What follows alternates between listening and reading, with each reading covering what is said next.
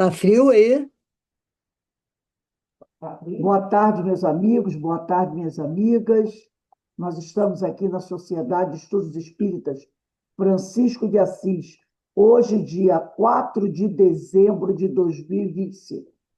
Nesse horário das 16 horas, nós estudamos essa obra, ó, Diversidade dos Carismas, Teoria e Prática da Mediunidade. Eu disse, essa louca, mas isso melhorou bastante, né?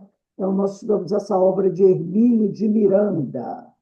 Nós estamos estudando o capítulo 17, que trata de canais de comunicação, contribuição dos amigos espirituais. Hoje, nós estamos dando continuidade à leitura do item 3, temperamento. Mas antes de nós iniciarmos, vamos elevar o nosso pensamento ao alto, ao nosso Pai Criador, a Jesus, o médico das almas, pedindo ao Pai que nos abençoe, pedindo ao Pai que nos fortaleça, que nos ampare, que possamos, cada um de nós, prosseguir em nossa caminhada, sempre buscando melhorar cada vez mais, e sempre pedindo a Deus que também abençoe, proteja, ampare aqueles nossos irmãos mais necessitados. E assim, envolvidos por essas vibrações que caem do alto sobre cada um de nós, nós pedimos a Deus que nos permita dar por iniciado o nosso estudo da tarde de hoje, graças a Deus. Graças a Deus. Vamos lá, nós estamos estudando o item que trata do temperamento, item 3. Nós já lemos 2 parágrafos desse item, mas eu vou sacar aqui alguns trechos desses 2 parágrafos que nós já lemos, só para a gente relembrar, né? Quando ele fala que há uma diferença fundamental entre o médio e o artista. Enquanto no artista é apenas desejável que ele seja uma pessoa equilibrada, serena, sensata. Já no médio, ser sereno e sensato é fundamental, né? Então, depois ele vai dizer que, quanto ao médio, por melhor que seja seu desempenho como médio, seu trabalho será logo posto em xeque, estará sujeito a complicações desagradáveis, se não for amparado por um razoável padrão de comportamento. Então, quer dizer que se o médio não tiver, pelo menos, um razoável padrão de comportamento, a coisa fica complicada para ele, porque todo mundo já começa a questionar, né? Nós já tivemos médiums, né, até que eram famosos, que tinham os comportamentos assim um pouco diferentes, bem esdrúxulos. Então, esse médium virava alvo de crítica, estava sempre nas redes sociais, estava sempre sendo criticado, observado, então chamava muita atenção para o que ele não deveria chamar atenção, que é a personalidade dele. E o importante é o quê? É a mensagem, é o ensino, é a doutrina do médium. Depois ele diz aqui que o médium tem como objeto de seu trabalho seres humanos, de um lado e de outro, espíritos e homens. Sua matéria-prima é emoção viva, pensamento atuante, ação e reação, espírito-matéria. Depois ele vai dizer aqui que o artista, né, limita-se a aprender a dominar uma técnica especial, enquanto o médium precisa aprender também a dominar impulsos emocionais, a fim de que a mensagem que passa por ele, vinda de alguém no plano do espírito e destinada a alguém aqui na Terra, não se contamine com as suas próprias paixões e desacertos íntimos, né?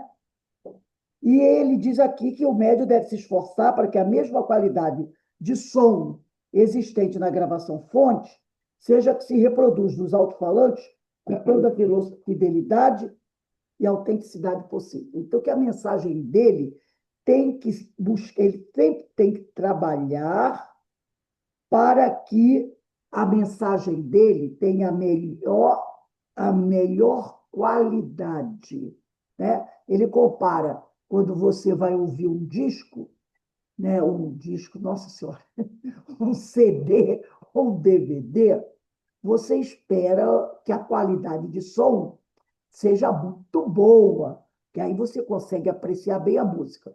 Assim deve ser o médium. Então, agora nós vamos começar. No terceiro parágrafo desse item 3, temperamento, tá? Começamos aqui no terceiro parágrafo, que é a aula de hoje. A mediunidade em si não apresenta, a meu ver, diz Hermínio de Miranda, dificuldades na fase inicial, desde que não sejam criadas pelo médium ou por aqueles que se incumbem de ajudá-lo no desenvolvimento de suas faculdades. Ele diz que normalmente, a mediunidade no início ela não apresenta grandes problemas, a não ser que o próprio médium crie problemas. Ou então aqueles que estão ajudando o médium nesse trabalho. A gente viu no caso da Regina, né? Quanta dificuldade ela teve no início. Mas por quê? Porque aquelas pessoas que estavam dirigindo o trabalho dela eram cheias de preconceitos, né? Diziam que ela não podia agir assim, ela não podia agir assado, que ela tinha que fazer as coisas de certa forma, e aí, daquela forma que eles estavam recomendando, não era o ideal, não era o certo, e aí ela ficava com uma série de dificuldades, né, para fazer o trabalho dela, e ela se ressentia muito, tanto que ela chega um momento que ela tem até vontade de abandonar, largar tudo, porque ela não consegue, né, se adaptar àquelas exigências, à maneira como eles exigem, que tinha que ser assim, tinha que ser assado, então ela quase deixou, abandonou o trabalho. Depois ele vai dizer assim: esse médio deve ser assistido, orientado, esclarecido nas suas dúvidas, mas não compelido a este ou aquele processo. Então, na verdade, em qualquer área que você trabalhe, no início, você deve ser acompanhado, né? Assistido, orientado. Em qualquer trabalho que a gente vai desenvolver, a gente tem dúvidas no início, e aí tem que ter alguém competente para esclarecer as suas dúvidas, as dúvidas nossas, né? E, mas ele não deve ser compelido ou aquele processo. Não, você tem que seguir esse processo aqui. Você tem que seguir isso aqui porque eu faço assim e sempre deu certo para mim. Então vai dar certo para você também. Não é assim. Nós já aprendemos que somos individualidades, cada um tem o seu jeito de agir, não é? A gente segue, a gente busca orientações, mas ninguém pode dar para você uma regra, porque ele usou, o avô usou, o primo usou, e você tem que usar, que vai ser igual. Não, não é assim. Não apenas, ele diz aqui, o seu ritmo próprio e pessoal de desenvolvimento deve ser respeitado, mas também não se deve forçá-lo a cuidar de uma forma de mediunidade quando a que você está florando é outra. Então, por exemplo, aí eu acho que você vai ser um ótimo psicógrafo, né? Porque, é, porque alguém me falou, porque eu estou com uma intuição que você vai ser um ótimo psicógrafo. Mas aí você está desenvolvendo a psicofonia. Você tem facilidade de receber as mensagens que vêm do alto, né, de passar essas mensagens através do papel, mas alguém acha que você tem cara de psicógrafo. Então, quer que você siga a psicografia, porque ele acha que você será um bom psicógrafo. Né? Se é ele que está tentando forçar uma faculdade, agora, se é o médio, né, está tentando forçar uma faculdade, simplesmente porque a deseja ou acha que lhe dará maiores projeções, então, sim, ele deve ser advertido com franqueza e cordialidade dos riscos que corre. Que às vezes o médium diz assim: nossa, o Divaldo, né? É um psicógrafo fantástico. Eu sou médium, aplico passe, mas eu quero ser psicógrafo. Eu quero escrever livros. E aí ele começa a forçar uma coisa que ele não tem. De duas, uma. Ou ele vai começar a mistificar, né? Escrevendo coisas que não são, ou até ele pode ser utilizado por espíritos inferiores e as mensagens dele vão ficar tudo problema. Porque a gente sabe, né? Todo mundo sabe que existem algumas obras psicográficas por aí que você fica pensando, não acredito. Você até diz assim, é, que tipo de espírito está inspirando ou está amparando esse médium? Porque escreve cada coisa, né? Cada texto, cada... Você sabe, é possível, né? Aqueles textos, aquelas histórias. Ou então você pensa, eu acho que isso pode ser uma mistificação, né? De repente, pode ser uma mistificação. Ele está escrevendo lá as memórias dele, as histórias dele, e se ele apresentar apenas, colocar lá, né? Médio, fulano de tal, por inspiração, alguém vai olhar a história e vai dizer assim, nossa, que história horrorosa, que história chata. Eu não vou comprar esse livro. Mas se ele botar médio, fulano de tal, pelo espírito tal, e botar a capa legal, tem muita gente que vai comprar. Tem gente que compra livro pela capa, não é? Tem gente que compra livro pela capa. Aquela capa, que antigamente, nos anos 80, até os anos 90, início dos anos 90, 80, por aí, os livros espíritas não tinham esse aprimoramento. Não estou dizendo que isso seja errado, mas se você observar, por exemplo, a coleção André Luiz, dos anos 50, 60, 70, era aquelas capas bem simples, né? Bem sim, essa semana nós achamos o livro do André Luiz, que é a capa branca com os traços assim, né? Ele está até aqui, acho que está até aqui. Eu trouxe hoje. Era aquelas capas, não tinha aquele trabalho artístico, né? Ou então era capa, aquela capa preta, verde, com nome em dourado, né?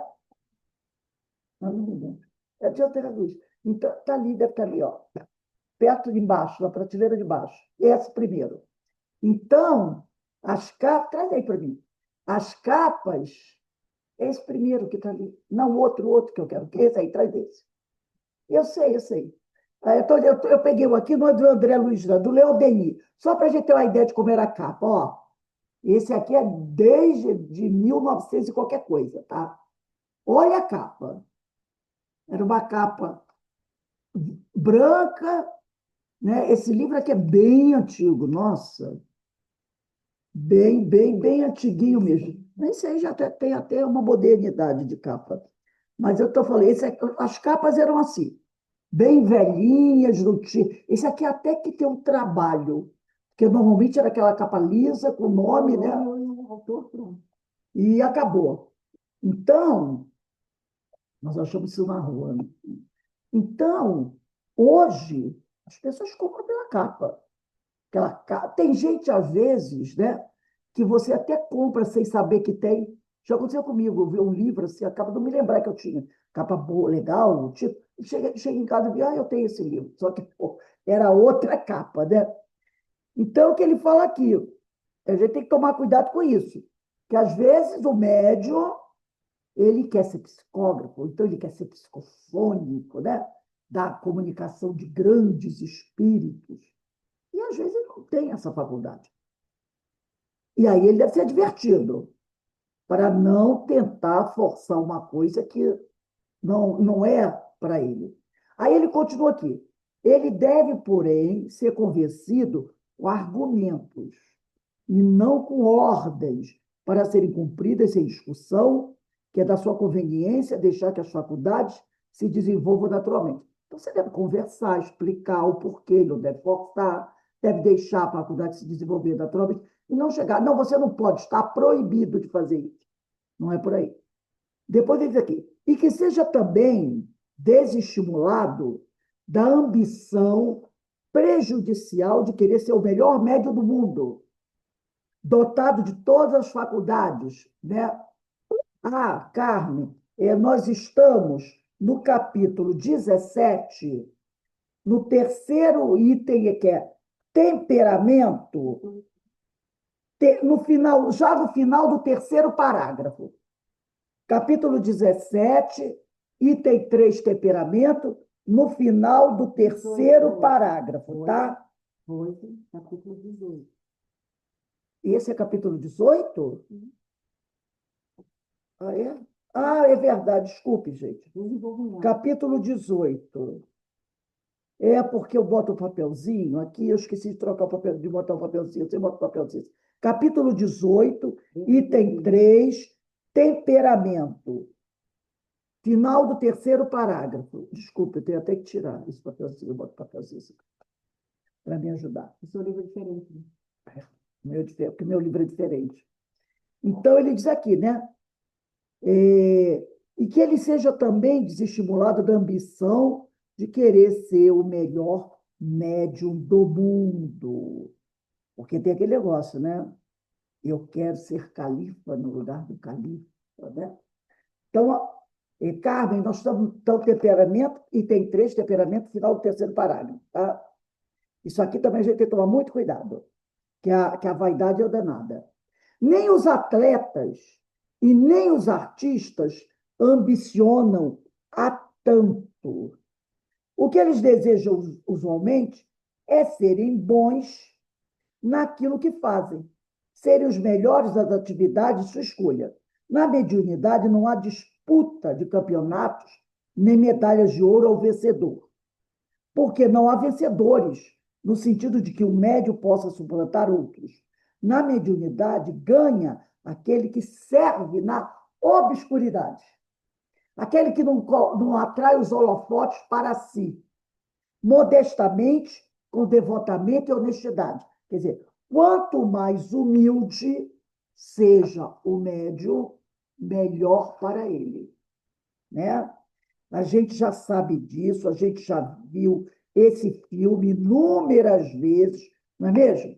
Às vezes um médium surge, eu ia dizer assim, o médium surge da praça, a forma da gente falar, né? Às vezes surge um médium, e esse médium começa a fazer um trabalho fantástico, maravilhoso. Passa-se alguns poucos anos, aí daqui a pouco a gente começa a perceber o seguinte: a aparência do médium muda. Começa pela aparência. Vocês já perceberam isso? Começa pela aparência. A aparência dele vai mudando, daqui a pouco as roupas dele vão mudando, o modo de falar dele vai mudando. Ele começa, sabe, às vezes a apresentar umas situações meio confusas. Daqui a pouco ele começa a se envolver em situações complicadas. E aí, muitas vezes, se perde uma bela mediunidade. Isso a gente já viu acontecer inúmeras vezes. Quando não, para piorar a situação, não termina na cadeia. Não é verdade? Isso também já vimos, quando não termina na cadeia. Então, a gente tem que tomar muito cuidado com esse tipo de coisa, muito cuidado mesmo. Aí ele diz aqui, né?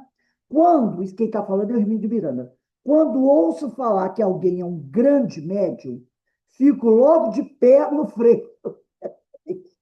Fico logo de pé no freio.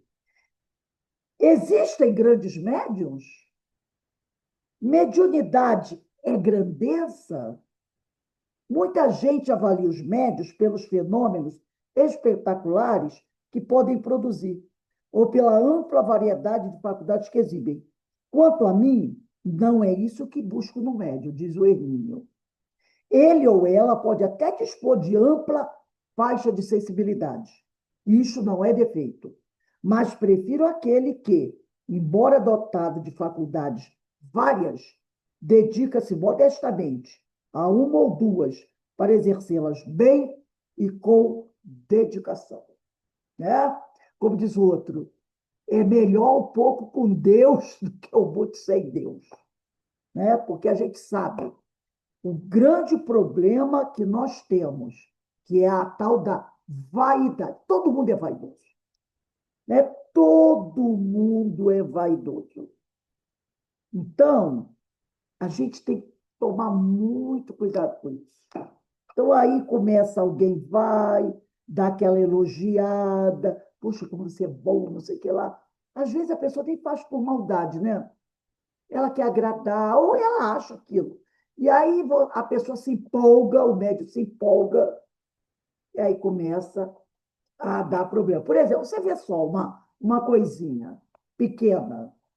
Por exemplo, tinha na Taquara, ali na estrada do Rio Grande, eu frequentei muito tempo ali, dei palestras ali, a presidente era minha grande amiga, Tereza Maria, presidente do Centro Espírita Maria de Nazaré. O centro dela era parecido com o nosso aqui. Tinha uma casa em cima, do lado da casa tinha um portão de garagem, tinha uma rampinha, e embaixo da casa, que a casa dela era sob pilotis, embaixo da casa dela era a garagem. Então a pessoa entrava com o carro, dava a volta no quintal, estacionava embaixo da casa. Era o centro dela era uma garagem, tá? Até mais o salão, podemos dizer que era menor que o nosso, da largura do nosso, menor que o nosso, mas tinha duas salas anexas. Uma tinha uma portinha na lateral, tinha uma salinha, que era a sala de desobsessão, e depois tinha uma outra salinha, que era um quartinho, e nos fundos tinha um banheirinho e uma microcozinha, mas em tamanho era até menor que o nosso. Mas era assim, funcionou mais de 20 anos assim. Então, e ela botava aqueles bancos de madeira compridos, assim, sabe? Laterais, não eram nem cadeiras, eram os 6 bancos de madeira comprido assim, encostado no canto, para sobrar um corredor para a gente passar. E tinha a mesa de palestra. E na mesa de palestra tinha as 3 cadeiras, né? E, às vezes, a lotação dela era estourando 25 pessoas. Sentados, devia dar mais 20. Todo mundo apertadinho. Em pé, dava mais de uns 25 pessoas, estavam de casa lotada. Mas, normalmente, a frequência era 10, 15, por aí.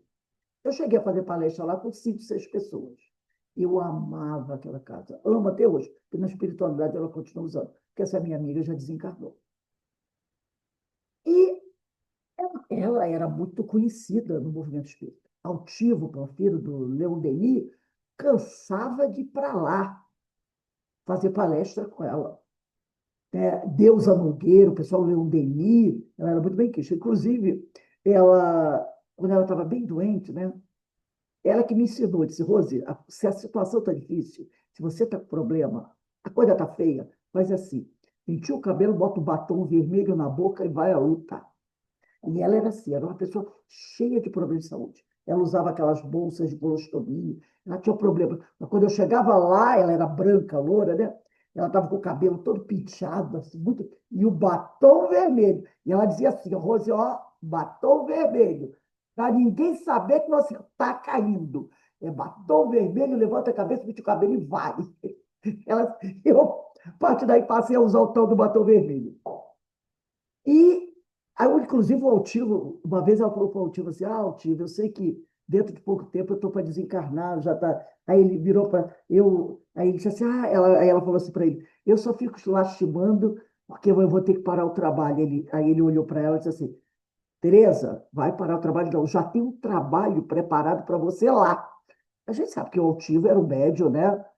Recebia a doutora Erma e outros. Ele disse, não, não se preocupe, não pense que você vai ficar sem trabalhar, não.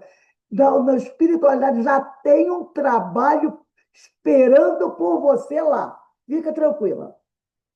Então, ela me contou, né? Eu fui lá fazer, quando ia fazer palestra, chegava um pouco mais cedo, nesse outro quartinho tinha uma caminha, onde ela ficava deitada, descansando até a hora da palestra, né? Porque ela sentia muitas dores. E aí eu ficava sentada lá na cadeira, do lado da cama dela, conversando, falou, ela disse, Rose, você não sabe o que aconteceu hoje. Eu disse, o que foi? Eu liguei para um palestrante, né, que me deram o endereço, o telefone dele, para ele vir fazer palestra aqui. E aí, a primeira coisa que ele me perguntou assim, a audiência, né, os espectadores, quantas pessoas você tem? Ela disse assim, a minha plateia aqui é de 15 a 20 pessoas. Um dia bom, um dia mal, 15 a 20. Aí ele virou para ela assim, eu lamento, não posso, porque eu só dou palestra quando tem mais de 100 pessoas, só para mais de 100 pessoas. Eu comecei aí, ela disse, Rose, olha o que ele falou para mim. E não, ele pediu desculpas, mas ele só dava palestras em casas espíritas que tivesse uma plateia de 90, 100 ou mais de 100 pessoas. A casa dela dava uma média de 10 trabalhadores. Tinha o Antônio Mário, que era trabalhador de lá, era o vice-presidente Antônio Mário. Agora ele está lá no Pão da Fome, né? Na casa da Jane, Centro Espírita da Jane, lá no Pão da Fome. E o palestrante disse para ela que não ia. Não ia. Falei, pô, aqui na nossa casa são 6, vezes 5. Então, entendeu? Então, ele não, é o que ele está falando aqui, né? Que tem médiums que querem isso. Chegar. Se vê uma plateia de 10, 15, 20 pessoas, ele não tem prazer. Ele esquece da espiritualidade. Tanto é no Maria de Nazaré, que uma vez eu fui dar palestra lá, levei meu filho comigo. E ele tem uma mediunidade, né? Na hora do passe, ele estava sentado e a Tereza sempre me chamava depois da palestra para dar o passe. Eu fui dar o passe, quando terminou o passe, eu falei. E ele estava sentado num banco, era ele e mais duas pessoas só. Era um banco, os bancos normalmente de 1 metro, né? Só tinha ele e mais duas pessoas. E eu percebi que na hora do passe ele estava todo assim, sabe? Eu disse, Pedrinho, está todo encolhido. Quando terminou de dar o passe, eu falei, e aí, Pedrinho, como é que foi no passe? Tudo bem? Ele, mãe, eu quase caí do banco. Ele disse, por quê? Porque tinha tanta gente sentada no meu banco comigo que estavam me empurrando. E ele estava sentado à ponta. E eu quase caí do banco, mãe. Porque eu estava assim, colhido, porque era tanta gente sentada no banco comigo e só tinha mais duas pessoas. Era ele mais dois. Era espiritualidade dos espíritos. Ele disse, mãe, eu fiquei assim, porque tinha tanta gente que eu ia para a ponta assim. Teve uma hora que eu olhei assim, eu disse, se eu for mais, eu caio. Ele disse, era muita gente, muita gente. Entendeu? E na realidade só tinha 3 pessoas. Mas ele disse assim: eu sentia muita gente, mãe. Eu quase caí do banco. Eu ia explicar que quase caiu do banco, se o banco. Porque os espíritos estavam ali. Né? Então, infelizmente, tem médios que quer plateia. É o que ele fala aqui, né? Ele diz aqui: ele ou ela pode até dispor de ampla faixa de sensibilidade, isso não é defeito, mas prefiro aquele médio que, embora dotado de faculdades várias, dedica-se modestamente a uma ou duas, para exercê-las bem com dedicação. Né? Então, o médio tem que ter humildade. Aqui em Petrópolis mesmo, nós já fomos a casas espíritas muito simples, como a nossa é simples. Quem conhece, nossa, sabe da simplicidade da nossa casa, né? Eu tenho o maior prazer, eu amo ir nesses lugares. Eu adoro esses lugares assim. Agora nós vamos entrar no item 4, a faculdade dominante. De acordo com a promessa do Cristo, de que haveria um recrudescimento das faculdades mediúnicas nestes últimos tempos, muitos estão renascendo, dotados de mediunidade em potencial a ser treinada e desenvolvida.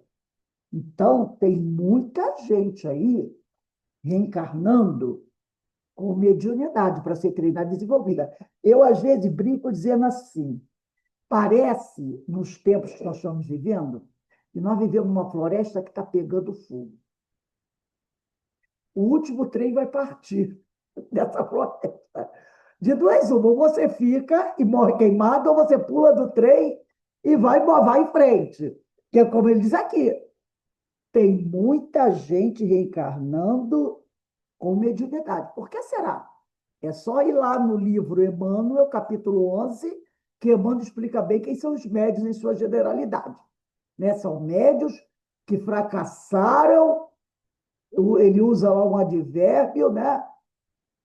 E que precisam reencarnar para resgatar seus problemas. Daí a necessidade de muitos reencarnarem com mediunidade, mas que precisam treinar e desenvolver essa mediunidade. Mas é preciso examinar bem cada caso que se nos apresenta. Nós estamos no item 4, primeiro parágrafo. Para que o surto de mediunidade esperado e previsto não se transforme numa corrida desabalada para as mesas mediúnicas e, de modo especial, para a psicografia. Kardec já observava ao seu tempo a preferência por essa forma de comunicação.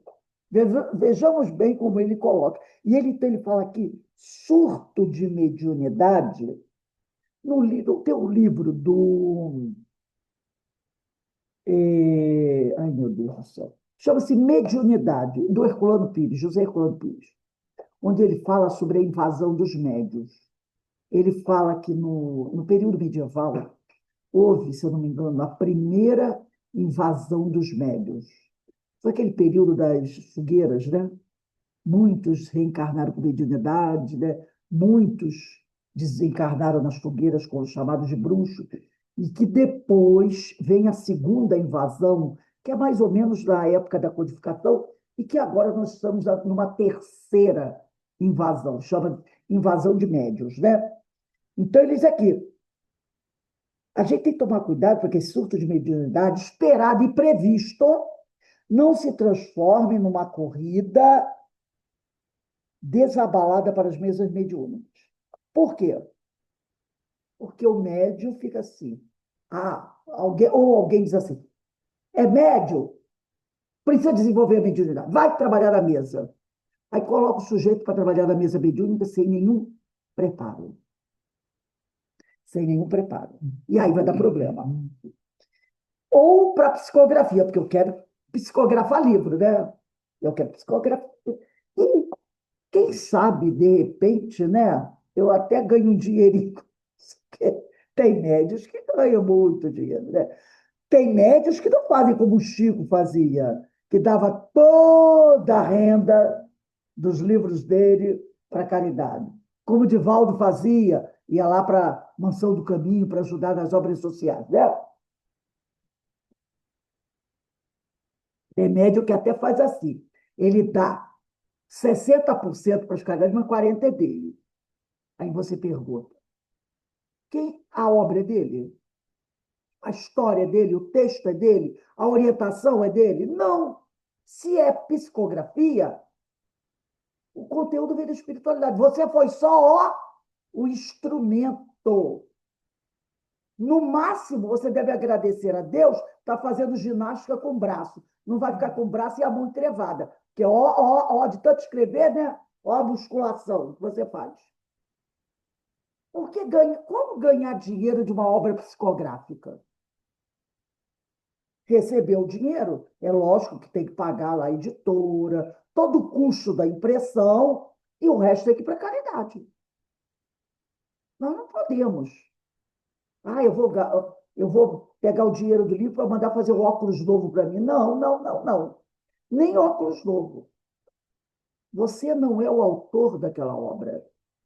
Então, você não pode, né, querer os lucros que vêm dali. Então, ele vai dizer aqui. Aí ele vai.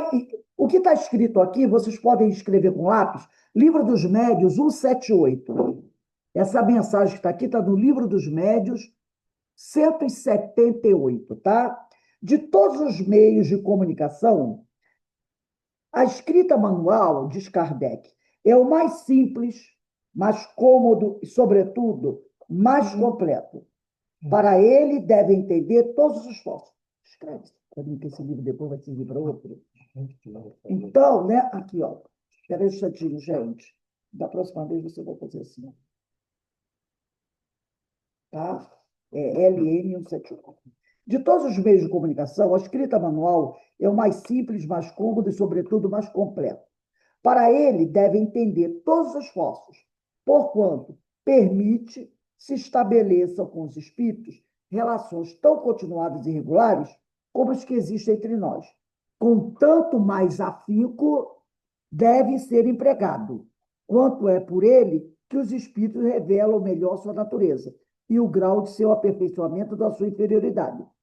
Pela facilidade que encontram em se exprimir por esse meio, eles nos revelam seus mais íntimos pensamentos, os espíritos, né? E nos facultam julgá-los e apreciar-lhes o valor. Então, quando você recebe uma mensagem psicográfica de um espírito, você analisa o texto. E ao analisar o texto, você diz, nossa, esse espírito aí, né? Ou então você diz assim, meu Deus, olha quanta besteira esse espírito está escrevendo. E não pensa, a Rosa está dizendo que o espírito escreve besteira. Gente, os espíritos são como nós. Alguns mais elevados, outros bem menos elevados. E alguns querem sempre aproveitar uma oportunidade para escrever alguma coisa. Não, basta para isso lembrar de Ivone Pereira, quando ela, no Devassando Invisível, fala do beletrista. Não é que queria escrever uma história de amor, que a Ivone diz para ele, meu filho, isso aí que você quer contar, que na realidade não era uma história de amor, era uma história de amor-tragédia, né? Ela disse assim, isso que você quer escrever aqui, eu encontro em várias páginas policiais todo dia. Marido matou a mulher por ciúme, a mulher matou o marido por ciúme. Então, ela falou assim, isso aí, ó, isso aí a gente encontra essas tragédias, a gente encontra todo dia, depois, deixa para lá, estou aqui, a gente encontra todo dia nas páginas policiais, nos jornais. Então, isso não tem valor para a doutrina. O objetivo da mensagem espírita é elevar, evangelizar, esclarecer, instruir. Então, essas tragédias que, infelizmente, a gente sabe que existem no dia a dia, né? Para o médium, a faculdade de escrever, além disso, a mais suscetível de desenvolver-se pelo exercício. Depreende, por conseguinte, disso de que Kardec escreveu, que a psicografia é, de fato, uma faculdade desejável, mas não a única. Parafraseando Paulo de Tarso, poderíamos dizer que se todos fossem psicógrafos, que seria da psicofonia, da vidência, né? De você poder descrever as coisas belas da espiritualidade, né? Da audição, da cura, do passe, do desdobramento, de tantas outras variedades dentro das categorias gerais. Aliás, Kardec mesmo adverte pouco adiante que agora é Livro dos Médios 198. Livro dos Médios, você não está acompanhando? Livro dos Médios 198. Um médium. Espera aí, um instantinho, gente, que eu me perdi aqui. Deixa eu ver. Um minutinho, gente. Então, volta aqui. 198. Né? Um médium. Escreve, por favor, para mim. Não. Pode, sem dúvida, ter muitas aptidões, havendo, porém, sempre uma dominante. Ao cultivo dessa é que, se for útil, deve ele aplicar-se. Então, aquilo que nós já estudamos, né?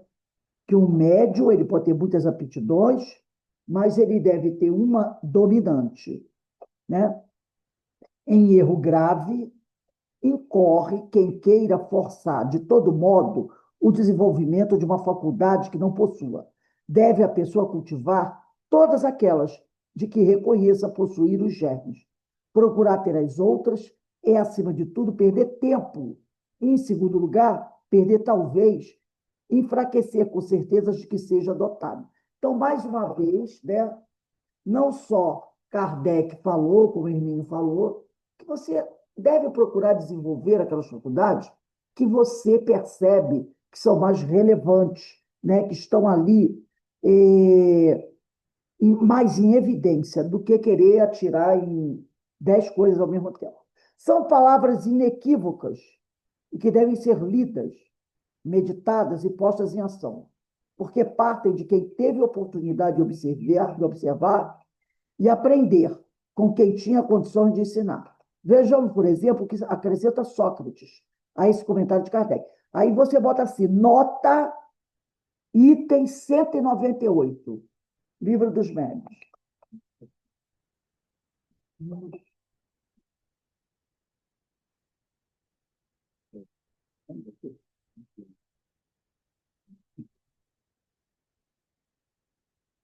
Né? Então,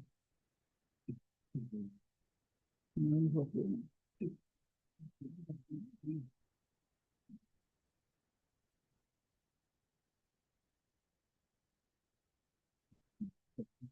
É,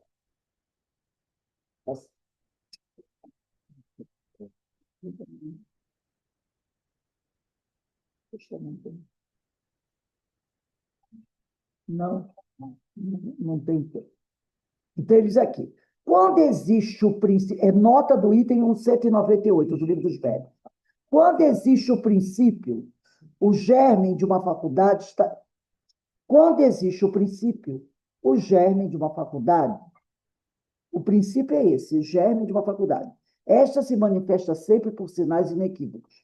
Limitando-se à sua especialidade, pode o médio tornar-se excelente e obter grandes e belas coisas.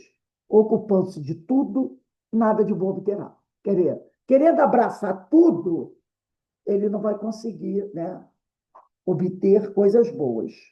Notai de passagem que o desejo de ampliar indefinidamente o âmbito de suas faculdades é uma pretensão orgulhosa que os espíritos nunca deixam impune. Os bons abandonam o presunçoso, que se torna então joguete dos mentirosos. Quer dizer, os espíritos bons abandonam o médio presunçoso, vaidoso, mas ele não fica sozinho.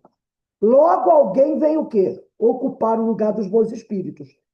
Então, quem são? São os espíritos inferiores. Infelizmente, não é raro verem-se médios que, não contentes com os dons que receberam, aspiram, por amor próprio ou ambição, a possuir faculdades excepcionais, capazes de os tornarem notáveis. Que o cara quer o quê? Aparecer na mídia, fazer sucesso. Esta pretensão lhes tira a qualidade mais preciosa, a de médios seguros. Não precisamos procurar muito para confirmar tais observações. Ao escrevermos este livro, diz Hermínio, em 1984, olha só, 84, 94, 2004, 2014, 2000, esse livro tem 51 anos, né? Acho que é isso mesmo, né? Não. 41 anos. 41 anos. Esse livro tem 41 anos. Tempo pra caramba, né? Ao escrevermos este livro, o mercado literário está sendo inundado de livros psicográficos. Olha só, lá em 1900, há 41 anos, hein? Imagine hoje, em prosa e verso. São mensagens, textos pseudocientíficos. Lembra do... A pessoa vai dizer assim, o que é pseudocientífico? Você lembra do pseudo-sábio? Que Kardec fala? Médios pseudo-sábios. Aqueles que querem se passar por sábios, mas não são. Aí ele fala aqui, pseudocientíficos. Não são científicos. Depoimentos, né? Romances, poesia, revelações, tudo quanto se possa imaginar. Ressalvado um ou outro documento de melhor qualidade literária e de texto confiável, a maioria dessa produção é de baixo nível. Isso há 41 anos atrás. Imagine hoje. Tanto na forma quanto no conteúdo. Isso sem contar erros e distorções de natureza doutrinária, quando os seus autores resolvem discorrer sobre temas de maior responsabilidade. Resulta essa subliteratura do assodamento, quer dizer, da pressa, com que se disputa o lugar no círculo dos médios psicográficos, esteja ou não sensitivo dotado para essa faculdade.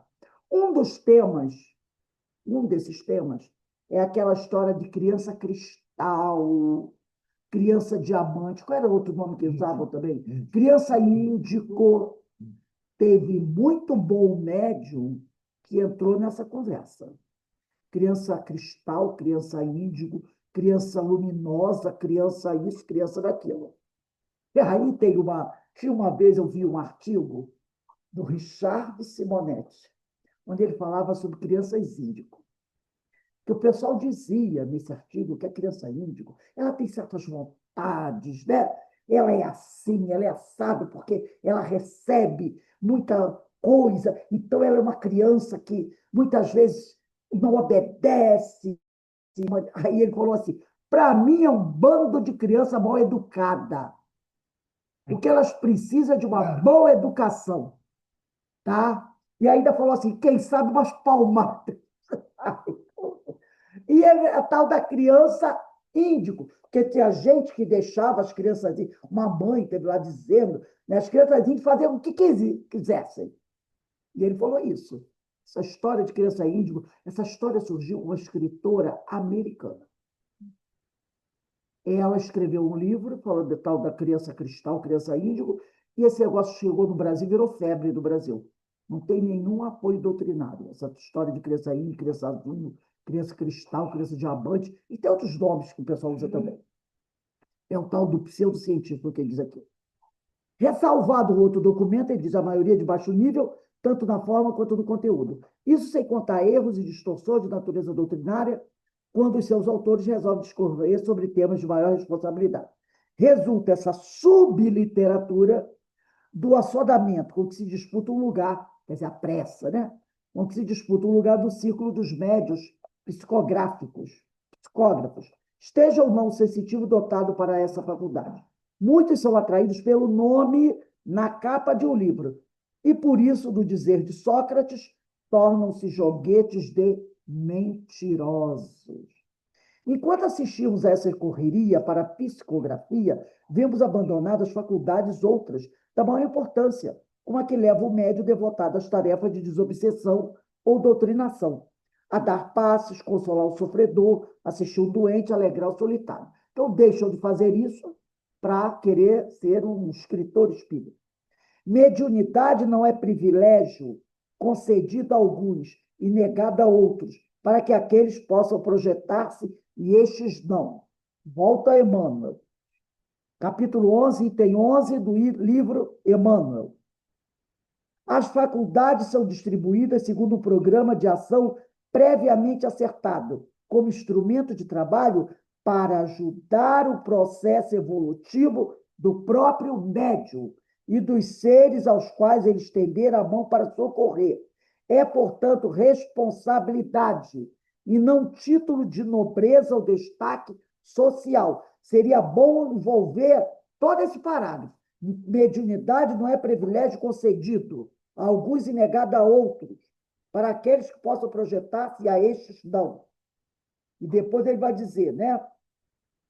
Esses dois parágrafos aí, e esse aqui também, é portanto, não, esse não é parágrafo, é um parágrafo só, que começa em mediunidade.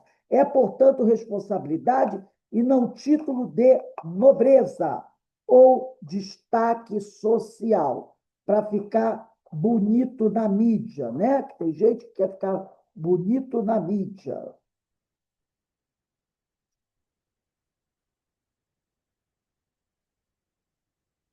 Então, esse é o parágrafo 7, muito importante.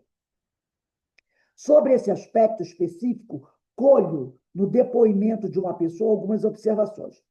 A tarefa mediúnica, ele não bota o nome do autor do texto. A tarefa mediúnica, diz ela, é de livre escolha, segundo afirmam nossos amigos espirituais, decidida antes da reencarnação. Então, a tarefa mediúnica é decidida antes da reencarnação. Tá? está, pois, na programação da pessoa. É compromisso e, uma vez aceito, deve ser exercido com dedicação e com amor. Se o médium vai para a reunião porque tem de ir, então é melhor desligar-se do grupo e cuidar de outra coisa. Ah, eu vou porque se eu não for, vão ficar metendo malho em mim. Então vai fazer outra coisa. Ele deve ir se quer ir. Aqueles que vão para o local da reunião como que arrastados, obrigados, porque acham que devem ou que precisam trabalhar mediunicamente, não terão sequer condições suficientes de concentração para um bom trabalho. Especialmente nos grupos maiores. Muitos estão ali impacientes, com atenção voltada para o relógio. Que hora termina essa reunião? Que a novela vai começar. À espera de que a reunião termine logo, contando os médios que ainda não receberam. Então, essa mensagem é muito importante. E já que estamos falando em concentração, vejamos isso um pouco mais atentamente. Muitos são os participantes de grupos, médios ou não, que se queixam de não saber como concentrar-se. Vão à reunião, fazem um esforço enorme, procuram mentalizar isto ou aquilo, e os resultados são desanimadores. Regina, que é a médium que ele estuda, né, nessa obra, perguntou certa vez ao seu devotado amigo espiritual o que era concentrar-se.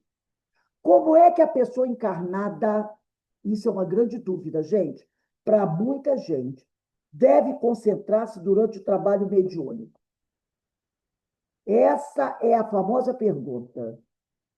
Explicou ele, o amigo espiritual, que concentrar-se não é prender a alma em determinado pensamento ou ideia, tá? Não é prender a alma em determinado pensamento ou ideia. Ao contrário, é soltar a alma, relaxar a fim de que a mente se esvazie. Já a concentração preparatória à meditação tem uma sequência diferente.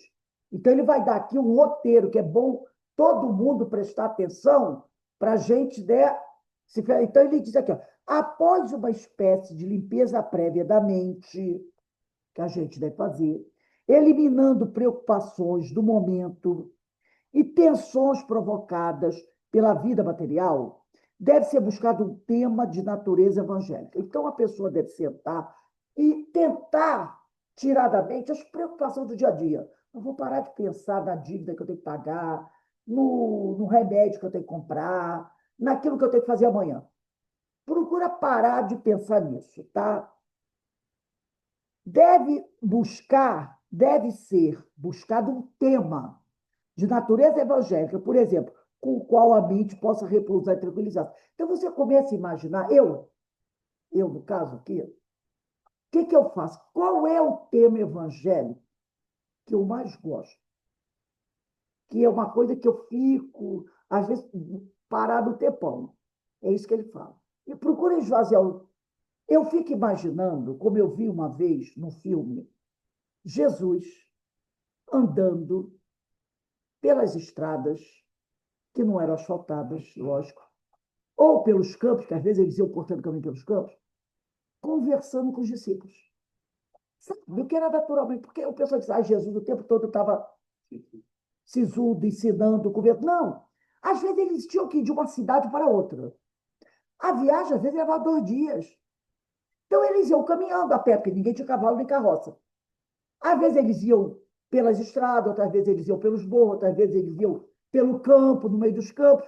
Então, eu fico imaginando assim, ele e os 11, e mais 12, eles iam andando, conversando, brincando, pegando uma flor, rindo, entendeu?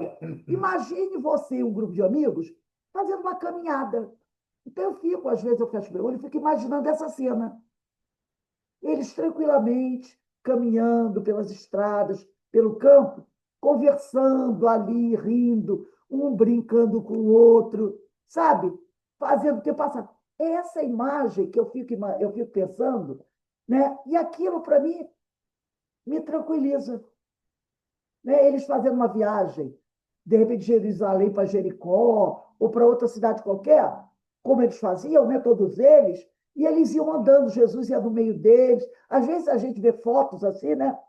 E pinturas, eles andando.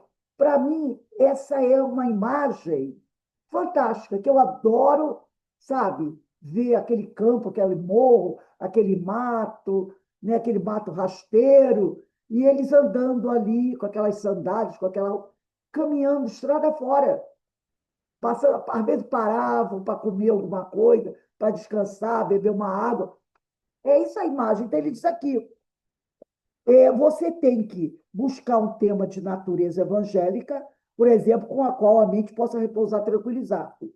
De minha parte, o Hermínio diz: procuro, nesses momentos, lembrar-me de que, como dizia Paulo, vivemos e nos movemos em Deus, e nele temos o nosso ser.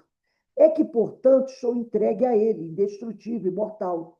Isso me faz lembrar uma remota encarnação dele, Hermínio, no século XVI, em que era meu lema o conhecido versículo 31 do capítulo 8 da Carta aos Romanos: se Deus está conosco, quem estará contra nós?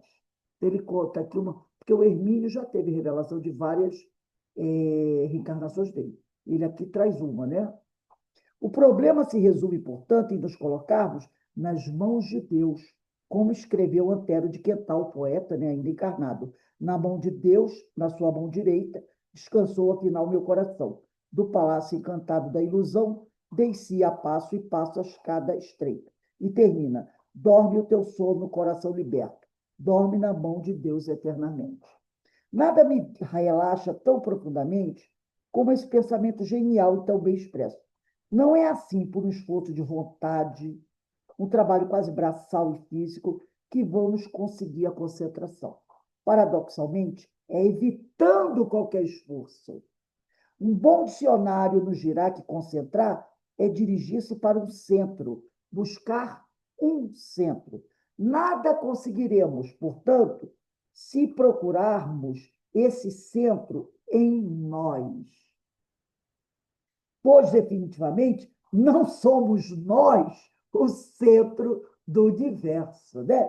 Então, para se concentrar, você deve procurar, né, como ele diz aqui, um centro. Ora, eu não sou o centro de nada, então não adianta eu concentrar o pensamento em mim. Pois definitivamente não somos o centro do universo. Deus é o centro cósmico de tudo quanto existe. Vibra, sonha, se manifesta. Concentrar-se, portanto, é procurá-lo, repousar nele, consciente de que estamos, de fato, nele, pois essa é a grande realidade da vida. Nada existe senão em Deus. Nem mesmo aqueles que, por sua própria iniciativa insânia, criam o mal com L, né? Criam o mal. A lei combate o mal, não o mal. Então, quando ele diz aqui que a lei combate o mal, o que é o mal com L?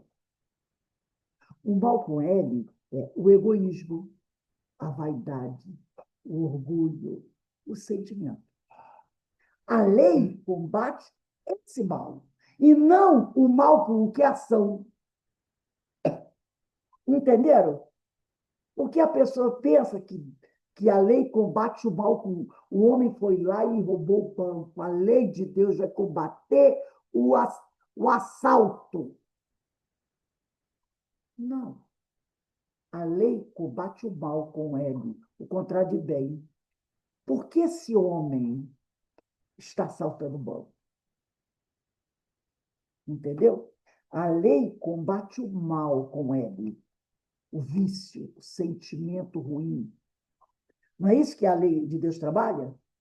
mudando a nossa conduta, querendo mudar a nossa conduta, através da evangelização, para que você aprenda a dominar, a vencer a si próprio, os seus sentimentos. Aí o cara diz assim, eu tenho o hábito do roubo, vou combater o mal comigo, vou pegar a faca e cortar minha mão, porque a partir de hoje, eu sem a mão, eu não vou querer roubar mais. Ué, outro dia pegaram o rapaz e ele assaltou de banco. Ele assaltava com a cadeira de rodas.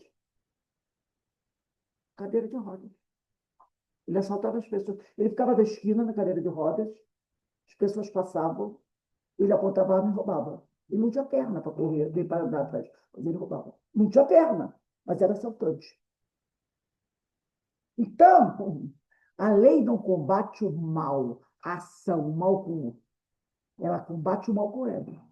Ela trabalha para ele exterminar o sentimento ruim, né?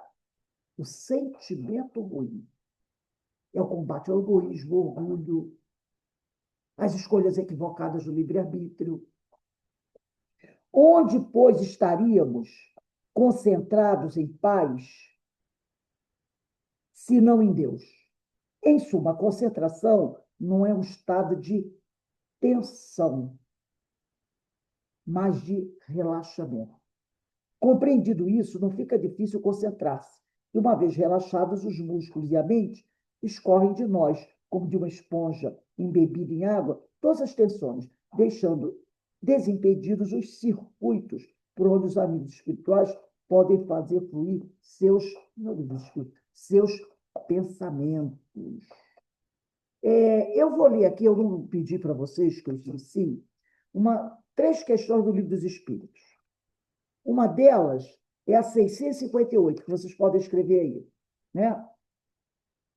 658. Agrada a Deus a prece? A prece é sempre agradável a Deus, quando ditada pelo coração, pois para ele a intenção é tudo. Para Deus a intenção é tudo. Então, quando ele diz aqui, a lei combate o mal, e não o mal com o. Entendeu? Então, a intenção é tudo. Essa intenção está onde? Está no mal com L. Está no mal com L, não no mal com U. Assim, preferível lhe é a prece do íntimo, a prece lida, por muito bela que seja, se for lida mais com os lábios do que o coração. Agrada-lhe a prece quando dita com fé, com fervor e sinceridade, mas não creas que o toque, a do homem fútil, orgulhoso e egoísta. É isso que é preciso combater. A lei quer combater, né? A menos que signifique de sua parte um ato de sincero arrependimento e de verdadeira humildade. Então, a lei, né? A lei, ela combate o mal com L e não o mal com U. A outra questão é a 670. 670. Dar-se-á que alguma vez possam ter sido agradáveis a Deus os sacrifícios humanos praticados com piedosa intenção? Não, nunca. Deus, porém, julga pela intenção, tá? Então é isso que para Deus é importante. A intenção.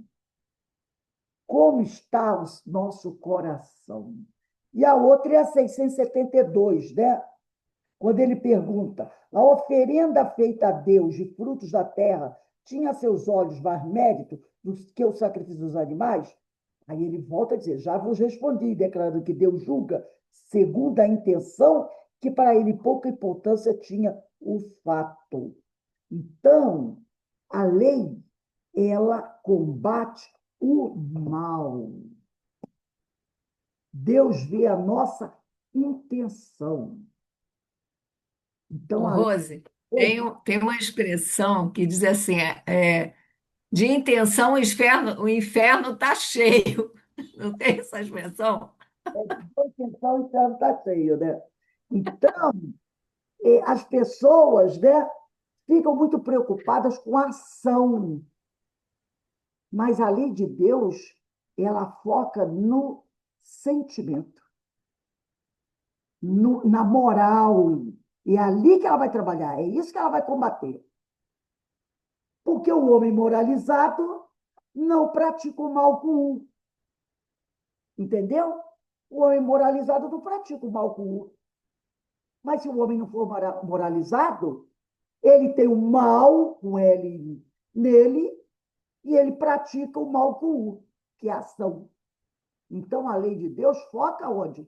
No sentimento, que é o mal com ele. Por isso que ele fala aqui. A lei combate o mal com ele, e não o mal com o. Muito inteligente, Hermínia, né? Gente, próxima aula nossa, deixa eu pegar aqui. Opa, vai ser em fevereiro, dia 6, né? 6/2/2026. Lixo mental, olha o tema interessante, né? Lixo mental. Esse capítulo 18, ele é muito bom, gente. Ele é muito bom mesmo. Realmente é um capítulo onde Hermínio de Miranda traz para a gente, 6 de fevereiro, isso mesmo. 6 de fevereiro. E amanhã a gente encerra, né? As 2 aulas de amanhã. Então, que bom, que esse livro é maravilhoso, é um livro que realmente traz para a gente, principalmente para quem trabalha na área da mediunidade, informações fantásticas, né? Vamos dar uma paradinha agora. Quando for 5h30, tá bom, Denise? 5h30 a gente conversa do livro Luz do Mundo. Qual é o capítulo hoje? Eu esqueci de trazer o livro. Hoje a palestrante já está na casa, é a Carmen. Então, ó, todo mundo aí bonitinho. Gente, ó, não esqueçam, dia 7, domingo, 3h30 da tarde, a última atividade da nossa casa, que é o 9º Seminário Espírita com Jesus na Seara, o tema, o mandamento maior, a lei áurea, o amor. Nós estamos no capítulo 15, Seguir Jesus. Capítulo 15, Seguir Jesus. Né? Luz do Mundo, de Amélia Rodrigues. Maravilhosa essa obra. Que Deus nos abençoe. Verinha, faz a nossa prece de encerramento. Então, vamos agradecer a Deus por mais uma tarde de estudos, por mais esclarecimentos, por mais essa reunião tão saudável, onde a gente busca essa espiritualidade amiga, que sempre nos intui, que sempre nos instrui também, e que possamos fazer uso de todos esses ensinamentos no nosso dia a dia, para que possamos nos aproximar cada vez mais do nosso Mestre Jesus. Fica conosco, Senhor, agora e sempre, graças a Deus. Graças a Deus. Então, 5h30 estamos de volta para o estudo do livro Luz do Mundo, de Amélia Rodrigues. Um beijo no coração de todos.